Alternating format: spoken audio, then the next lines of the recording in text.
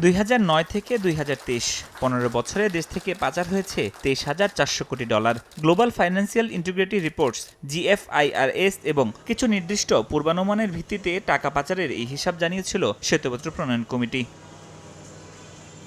তবে কিভাবে অর্থ পাচার হয়েছে তা সুনির্দিষ্ট না করলেও এবার তা জানালো Bangladesh institute of bank management BIBM। তাদের এক গবেষণায় জানানো হয়েছে, আমদানির নামে চোখের সামনে মিথ্যা ঘোষণায় সিংহভাগ টাকা পাচার হয়েছে ব্যবসার আড়ালে ব্যাংকিং চ্যানেলে, বেশি হয়েছে পোশাক, ভোগ্যপণ্য ও জ্বালানি আমদানি খাতে।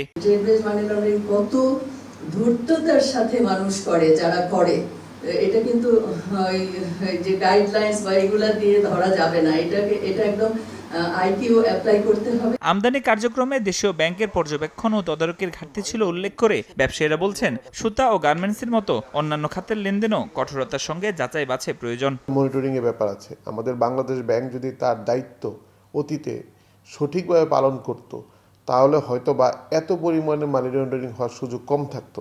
স্টিল মিল, রোলিং মিল, খাদ্য পণ্য, সেখানে এরকম কোনো টুলস কিন্তু আমার জানা মতে নাই।